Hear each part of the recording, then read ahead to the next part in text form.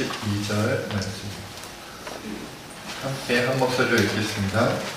내 뜻을 공경하라. 그리하면 내 하나님 여호와가 내 중산에서 내 생명이 되리라. 아멘. 기도하겠습니다. 하나님, 오늘도 참으로 연약하고 부족한 제가 오직 주의 은혜로 하나님 말씀을 전합니다. 그러나 이 말씀 부족하게 전해지지 않도록 성령 하나님께서 이 시간 친히 저에게 말씀하여 주시고 들려주옵소서. 하나님, 크고 놀라운 주의 은혜의 말씀이 선포될 때에 우리의 심령 골수가 쪼개지며 그 말씀이 우리 마음 안에 새겨지는 은혜가 있게 하여 주옵소서. 듣고 사라져버리고 잃어버리는 그런 말씀이 아니라 이 말씀 하나하나가 우리의 삶에서 역사하여 뿌리를 내리고 자라나 열매 맺는 귀한 말씀 되게 하여 주시옵소서. 모든 걸 주님께 맡기옵고 감사하며 우리 주 예수님의 이름으로 간절히 기도하옵나이다. 아멘. 어느 날 신문에 나이가 많은 잘 드신 어머니를 판다 그런 광고가 실렸습니다. 어머니를 판다니, 그것도 나이가 많으신 어머니를 판다니 이것이 무슨 소린가 이런 생각을 하신 분들이 많았을 줄 압니다. 그런데 어느 날 저녁 한 부부가 광고에 적힌 주소를 보고 그 집을 찾아갔습니다. 그리고 생각하기를 어머니를 파는 거 보니까 굉장히 형편이 어려운 집이겠거니 하고 찾아갔는데 이게 웬일입니까? 갔더니 굉장히 으리으리하게 큰 집이었던 거예요. 큰 부잣집이었던 거죠. 그래서 배를 누르자 한 나이 많으신 어르신이 그들을 맞이했습니다. 그래서 남편이 그분에게 물어봤습니다. 어느 분을 파시는 겁니까? 물어봤더니 바로 납니다 라고 그 여자분이 대답을 했습니다. 그리고 그 어르신께서 그 부부에게 묻습니다. 남들은 친부모님도 안 모시려고 하는 이 세상인데, 이 시대인데 당신들은 어떻게 나 같은 노인네를 늙은 어머니로 나 같은 늙은 노인네를 이렇게 어머니로 받아들이려고 하시오, 사려고 하시오 라고 되물었습니다. 그러자 그 부부가 이렇게 대답을 합니다. 저랑 제 아내는 어려서부터 부모님을 잃고 마치 고아같이 자랐습니다. 부모님의 사랑을 충분히 받지 못해서 언제나 부모님의 품이 그리웠습니다. 그러던 차에 어머님을 판다는 소식을 듣고 우리도 어머님을 한번 모셔보고 싶다, 사랑으로 한번 섬겨보고 싶다는 생각이 들어서 이렇게 찾아뵙게 되었습니다 라고 이렇게 대답을 했습니다. 그러자 그 어르신께서 빙그레 웃으시며 이렇게 대답을 합니다. 저랑 뜻이 잘 맞는군요. 자, 그러면 이제부터 제가 두 분의 어머니가 되도록 하겠습니다. 제 말을 편하게 하겠습니다. 말을 넣으셨습니다. 그리고 이렇게 대답을 합니다. 그래, 이제 어머니로서 내가 말을 하겠다. 그런데 내가 너희 집에 가서 사는 것이 아니라 너희가 이 집에 와서 살면 좋겠다. 보아하니, 행색을 보아하니 너희도 그리 넉넉한 형편이 아닌 것 같은데 이 집에서 나와 함께 살자꾸나. 이렇게 대답을 했습니다. 근데 두 부부가 깜짝 놀라 대답합니다. 아니, 어머님을 파신다고 하지 않았습니까? 그리고 자녀가 필요하면 양자나 양녀를 구한다는 광고를 냈다면, 아니면 찾아가서 양자와 양녀를 구했다면 좋았을 것인데 왜 이렇게 어머니를 판다고 광고를 하셨습니까? 라고 물어보았습니다. 그러자 그분이 이렇게 대답을 합니다. 나 같은 부자가 만약 아들을, 딸을 구한다고 광고를 냈다면 나를 보고 오는 것이 아니라 내 물질, 내 돈을 보고 사람들이 몰려왔을 것이다. 그들 가운데 진정한 아들, 딸을 어찌 구할 수 있겠느냐. 늙고 힘이 없고 보잘것없는 어머니를 판다고 광고를 내야 진정 어머니가 필요한 사람들이 찾아올 것이 아니겠느냐. 그래서 내가 너희를 만나게 되었으니 이제 나의 모든 전 재산과 나의 모든 것이 이제 너희와 함께하는 우리 모두의 것이 되었다. 우리 집에 와서 같이 살자꾸나 라고 대답을 했다고 합니다. 여러분, 어버이 주일입니다. 어버이 주일이 되면 언제나 우리가 물론 1년 동안 효도를 하고 부모님에 대하여 생각을 해야 하지만 그럼에도 불구하고 특별히 이날은 더 많이 생각하게 되죠. 어머니에 대해서, 아버지에 대해서 더 많이 생각하게 됩니다. 하나님께서는 오늘 우리가 앞선 이야기를 들었습니다마는 사실 하나님께서는 부모님께 대하여 효도하는 것을 명령하셨어요. 효도하면 좋다. 효도하면 좋을 것 같아. 제발 효도해 다오. 이렇게 말씀하신 게 아니라 효도하라고 명하셨어요. 이건 명령입니다. 여러분, 명령과 권면은 굉장히 다릅니다. 권면은 그 권면대로 하지 않더라도 말한 사람이 뭐 어떻게 할 수가 없어요. 그렇죠? 혼낼 수도 없고 뭐 어떻게 꾸중할 수도 없고 뭐라 할 수가 없습니다. 왜냐하면 그 권면이기 때문에요. 기왕이면 해줬으면 좋겠는데 이런 정도죠. 그러나 명령은 다릅니다. 명령은 했는데 하지 않으면 처벌이 들어가는 겁니다. 명령했는데 따르지 않으면 그에 대한 대가를 치르게 하는 겁니다. 그런데 오늘 말씀은 명령이에요. 권면이 아니라 명령입니다. 너의 부모를 공경하라는 것은 권면이 아니라 분명한 명령입니다. 아시는 것처럼 오늘 말씀은 10계명 중에 5번째 계명이죠. 내 부모를 공경하라. 그리하면 너희 하나님 여호와가 너에게 준 땅에서 너의 생명을 길리라 라고 말씀해 주셨습니다. 우리가 잘 아는 것처럼 10계명의 1계명부터 4계명은 하나님에 대한 계명이고 5계명부터 10계명은 인간에 대한 계명입니다. 그런데 그 인간에 대한 계명 가운데 제일 먼저 나오는 5번째 계명이 바로 뭐예요? 그렇죠. 너의 부모를 공경하라. 첫 번째. 그러니까 하나님에 대한 계명을 빼면 너의 부모를 공경하라는 계명이 1계명이에요. 여러분 10계명의 순서를 쭉 보시면 알겠지만, 그리고 하나님 말씀의 특징을 보시면 알겠지만 대부분의 말씀들은 중요한 것부터 나열하는 경우가 많이 있습니다. 이게 이제 성경 말씀의 특징인 것이죠. 특히 이렇게 여러 가지 계명들을 나열했을 경우에는 대부분 순서대로 중요성을 부과했을 가능성이 큽니다. 그렇다면 인간에 대한 여러 가지 계명 가운데 가장 중요한 게 뭐라는 거예요? 부모 공경이다. 부모를 공경하는 것이 인간이 인간으로서, 인간이 하나님의 자녀로서 이 땅 가운데 해야 하는 가장 중요한 계명이라는 거예요. 가장 중요한. 가장 중요한 계명을 말씀드리는데 딴 생각하거나 졸거나 하시면 안 됩니다. 분명히 지켜보셔야 돼요. 이게 안 되면 그 뒤에 거는 볼 것도 없다는 거예요. 여러분, 가장 중요한 게 안 되면요, 그 다음 것들은 하느냐 안 하느냐 따질 것도 없어요. 왜요? 제일 중요한 걸 안 하는데요. 여러분, 우리가 주일날 출석하지 않고 나는 하나님을 믿습니다, 전도하지 않고 기도하지 않고 하나님을 믿습니다라고 얘기하면 우리가 믿겠어요?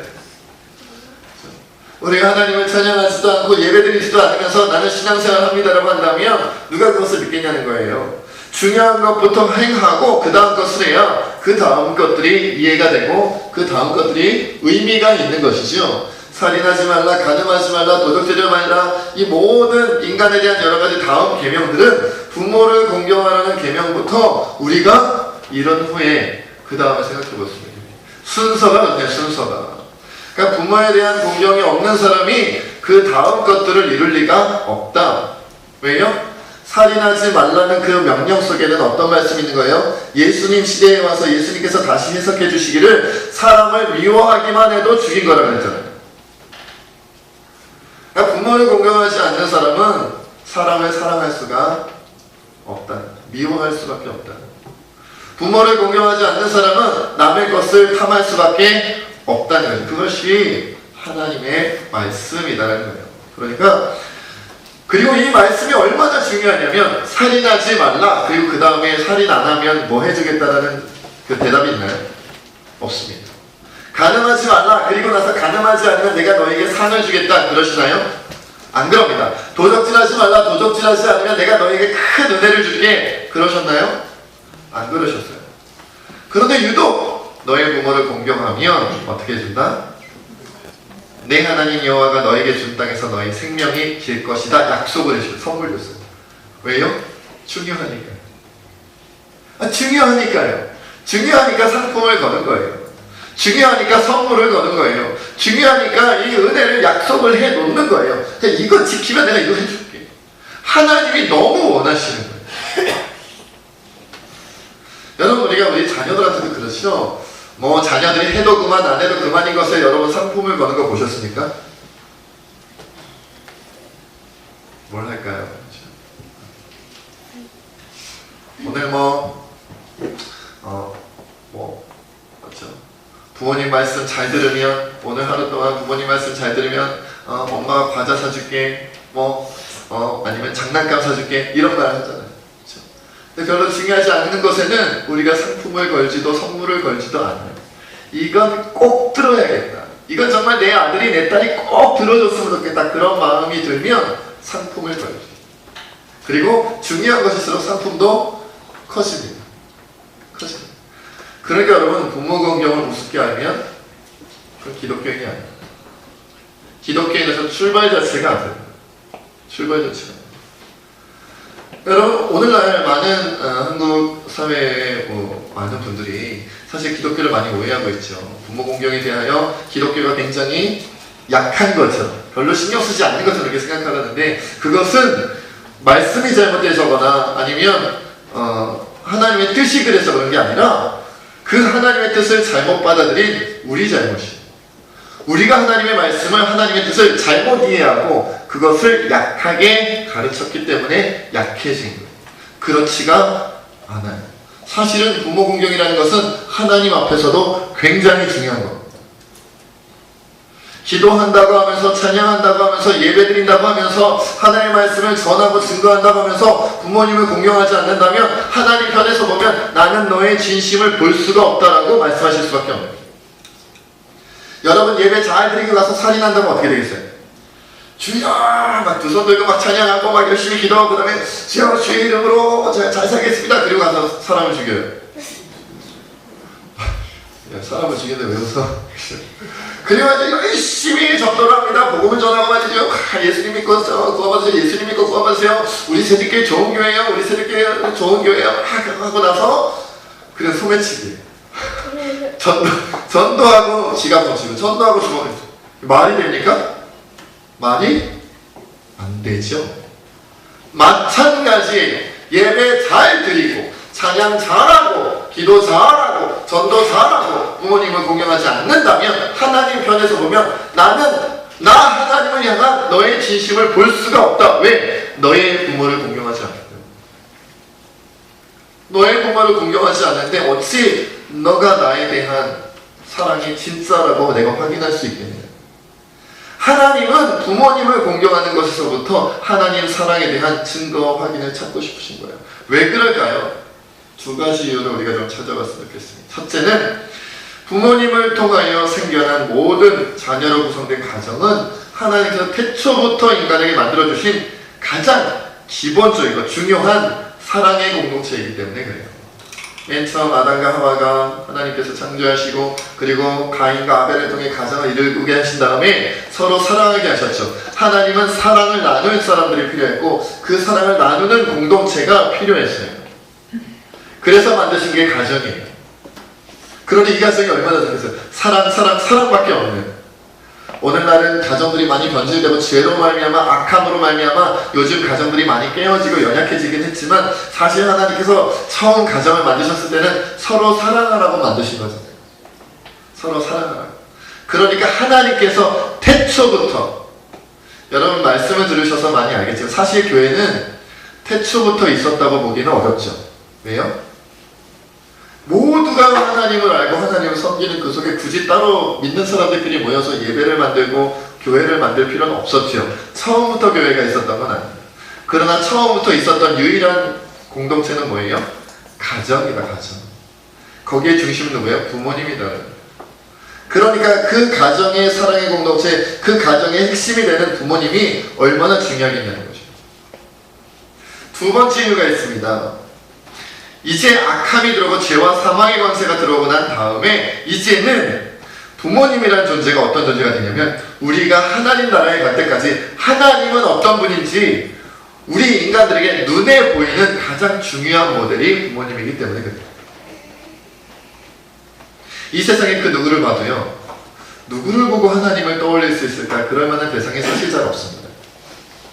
물론 훌륭한 선생님들을 통해서 볼 수도 있고 여러 가지 다른 모습들을 통해서도 우리가 하나님의 흔적, 하나님이 우리를 향한 그 은혜와 그 사랑의 흔적을 찾을 수는 있겠지요. 그러나 가장 좋은 모델이 누구라는 거예요? 부모님이다. 부모님만큼 무조건적으로 사랑해주는 대상이 없기 때문에 그래요. 여러분, 우리 아직 결혼하지 않은 분들 한번 나중에 결혼한 가정을 이루고 사회생활을 하면서 한번 살아보세요. 부모님만큼 나를 아무 조건 없이 사랑해주는 대상이 있는가? 정말 부모님의 일생을 다 바쳐서까지 자식을 위하여 수고하고 애쓰는 그런 존재가 있는가 한번 찾아보세요. 살아보면 살아볼수록 없구나라는 걸 깨닫습니다. 살아보면 살아볼수록. 물론 우리가 지금 그 예전에 비하여, 그죠? 예전 분들에 비하여, 어르신들에 비하여 많은 것을 배우고 학력도 높아지고, 그죠? 사회도 많이 발전하고 문화도 많이 발전해서 발전한 시대를 살아가고 있는 우리가 보기에, 우리가 보는 어르신들의 모습은 조금은 우리가 보기에는 조금, 그죠?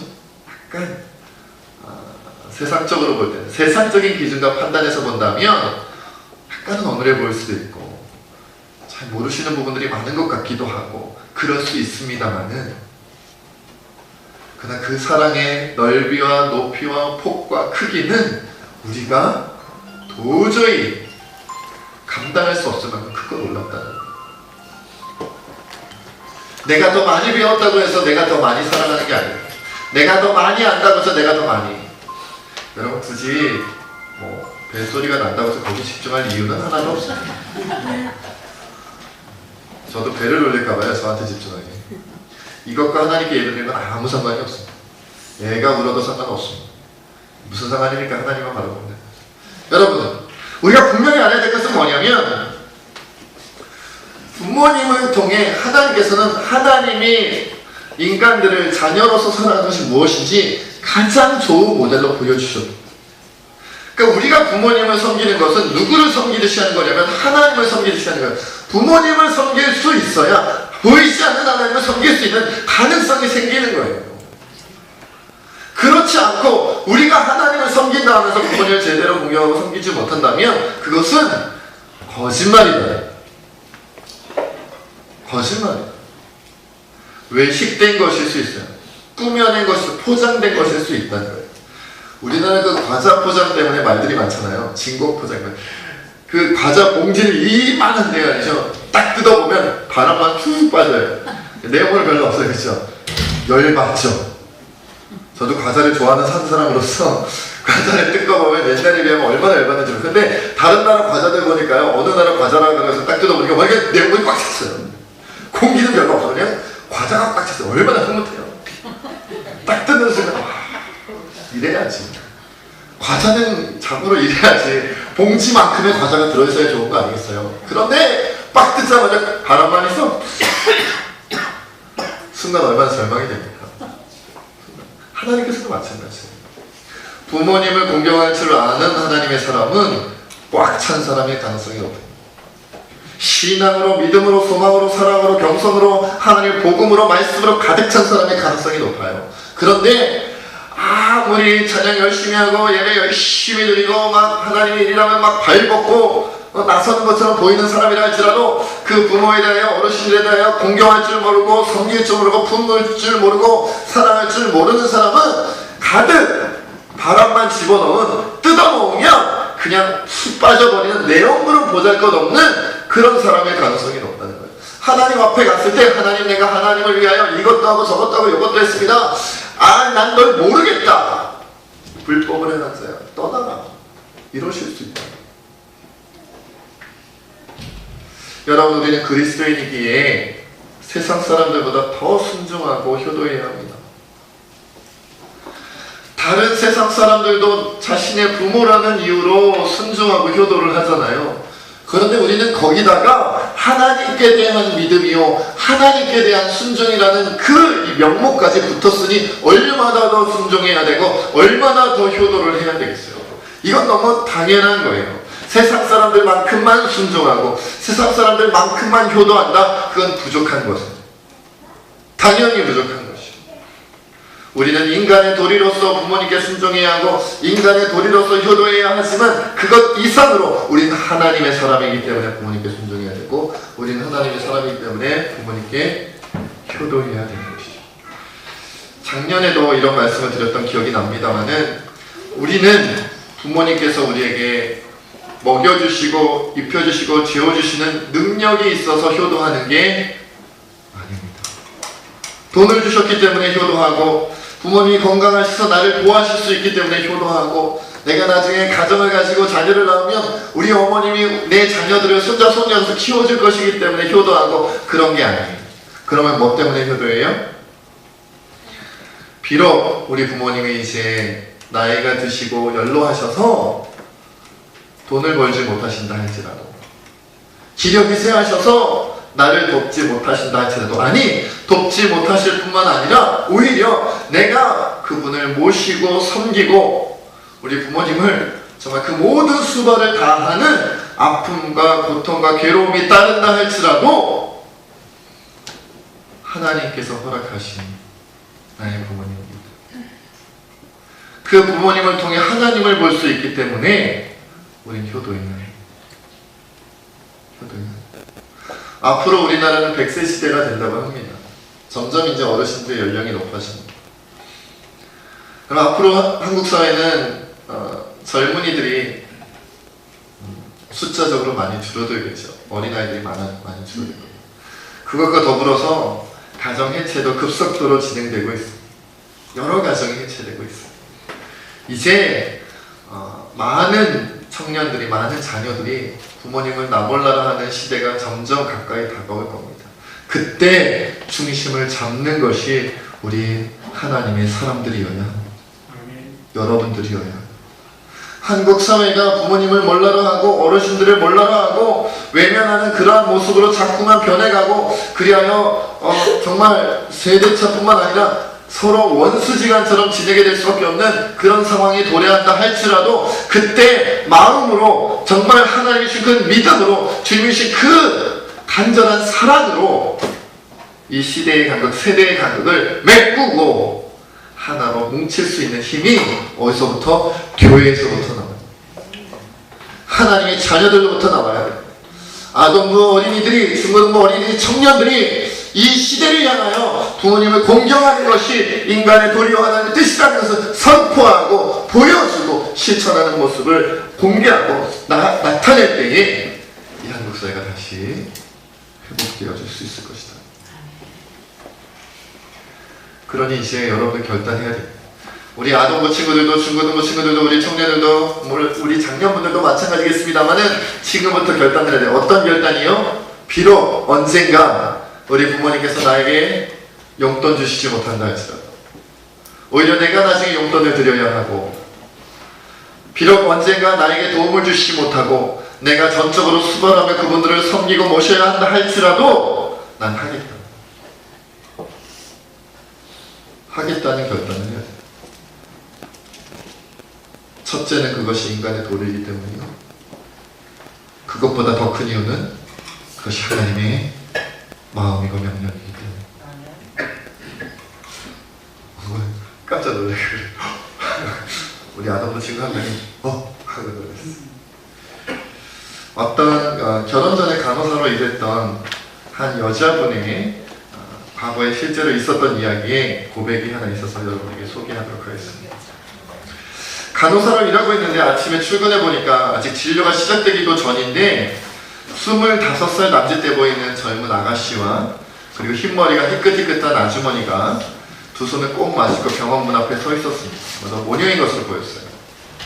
이 간호사가 이야기를 합니다. 아주머니, 아직 진료 시간이 되지 않았어요. 의사 선생님 아직 안 오셨습니다. 병원 문도 안 열었어요.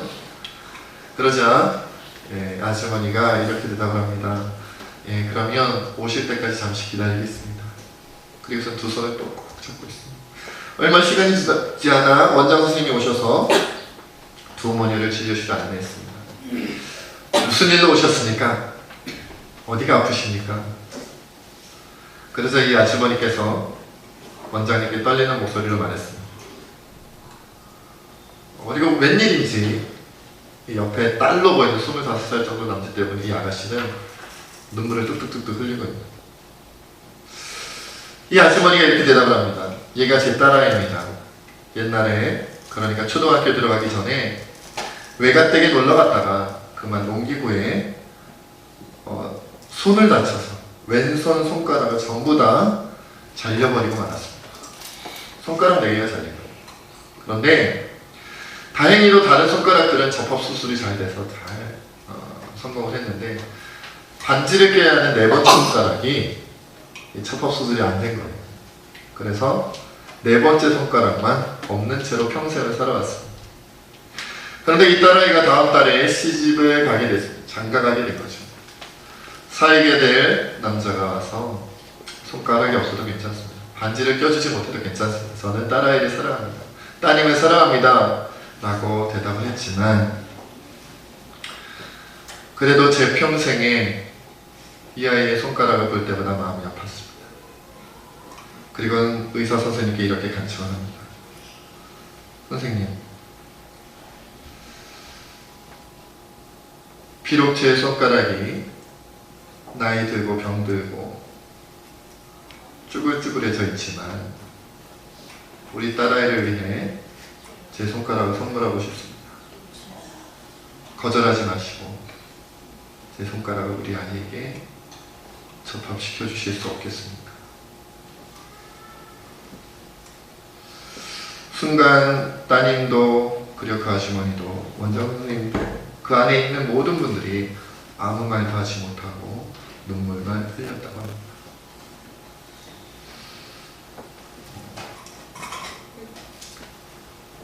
여러분, 우리는 부모님을 통해 하나님을 봅니다. 예수님을 왜 보내셨는지를 부모님을 통해 봅니다. 나에게 도움이 되기 때문에 부모님이 소중한 것이 아니라 부모님이시기 때문에 소중한 것이며 그분을 통해 하나님의 사랑을 볼 수 있기 때문에 소중한 겁니다. 언젠가 여러분이 부모님 때문에 수고하게 되고 땀 흘리게 되고 눈물 흘리게 된다 할지라도 부모님을 여러분이 있는 마음을 다하여 사랑하고 공경해야 할 것입니다. 우리 이 시간 함께 하나님 앞에 기도하기를 원합니다. 우리 이렇게 기도합시다. 하나님, 효도하지 못한 것 용서하여 주시옵소서. 마음으로 부모님만큼 내가 부모님을 사랑하지 못한 것 용서하여 주시옵소서. 평생을 앞으로 효도한다 할지라도 부모님께서 내게 주신 사랑을 다 갚을 수는 없겠지만 하나님, 열심으로 효도하게 하여 주시옵소서. 진심으로 효도하게 하여 주시옵소서. 그리고 언젠가 나이 들어 병들어 연로하시어 아버지 하나님, 내가 온전히 수발을 보살펴드리며 애써야 하는 순간이 온다 할지라도 우리 부모님 원망하지 아니하고 우리 부모님 몰라하지 아니하고 하나님을 섬길 수 있게 하고 그리고 평안히 우리 부모님 모두가 주님 품에 안기실 수 있도록 위해서 이 시간 함께 하나님 앞에 기도하겠습니다. 기도합시다.